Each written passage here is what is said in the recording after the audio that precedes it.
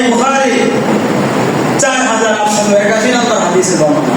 قال رسول الله صلى الله عليه وسلم রাসূলুল্লাহ সাল্লাল্লাহু আলাইহি ওয়াসাল্লাম বলেন, ইন্না ফিল জান্নাতি শাজারাতুন ইয়াসিরু রাকিবু ফি যিল্লিহা লা ইয়াকদুহা। জান্নাতের মধ্যে একটা গাছ আছে, এই গাছের কত বড় হবে, ইয়াসিরু রাকিবু ফি যিল্লিহা মিয়াতা আইন, একদম অশ্বারোহী ঘোড়া দিয়ে যে সওয়ার হয়, অশ্বারোহী 100 বছর পর্যন্ত ওই গাছের নিচ দিয়ে চলতে থাকে, তারপরে ওই গাছের ছায়া অতিক্রম করতে পারবে না। সুবহানাল্লাহ। যে গাছ থাকবে, এই গাছের গোড়া যে আছে, এই গোড়াটা কিসের হবে?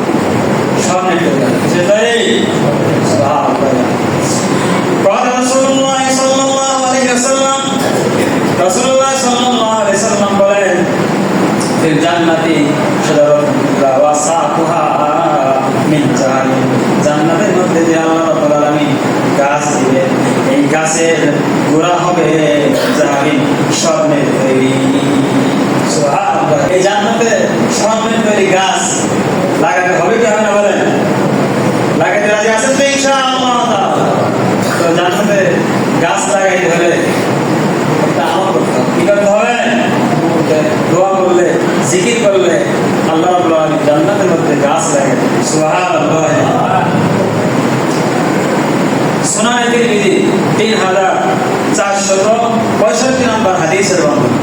قال رسول الله صلى الله عليه وسلم রাসূলুল্লাহ সাল্লাল্লাহু আলাইহি ওয়াসাল্লাম বলেন, মান ক্বালা সুবহানাল্লাহি মান ক্বালা সুবহানাল্লাহিল আযীম ওয়া বিহামদিহি, যে ব্যক্তি সুবহানাল্লাহিল আযীম ওয়া বিহামদিহি পাঠ করবে, বিসাল্লাহু নাখলাতুন ফিল জান্নাহ, জান্নাতের মধ্যে তার জন্য একটা খেজুর গাছ লাগানো হবে। হযরত আবু হুরায়রা রাদিয়াল্লাহু আনহু একবার তিনি গাছ লাগাইছেন, গাছ রোপণ করতেছেন। রাসূলুল্লাহ সাল্লাল্লাহু আলাইহি ওয়াসাল্লাম বললেন, আবু হুরায়রা, আমি কি তোমাকে এই গাছ থেকে উত্তম গাছের কথা বলবো কি? হযরত আবু হুরায়রা রাদিয়াল্লাহু আনহু বললেন, বালা, না, হে আল্লাহর রাসূল, অবশ্যই বলুন।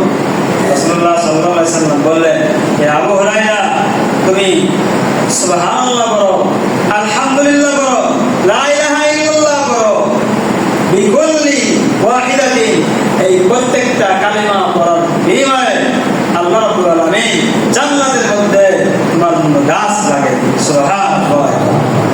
তাহলে সুবহানাল্লাহ বলেন, সুবহানাল্লাহ। শুদ্ধ করে সুবহানাল্লাহ, সুবহানাল্লাহ, সুবহানাল্লাহ, সুবহানাল্লাহ, সুবহানাল্লাহ, সুবহানাল্লাহ। যতবার বলেছি ততবার জান্নাতের মধ্যে গাছ লাগানো হয়েছে। আলহামদুলিল্লাহ, আলহামদুলিল্লাহ।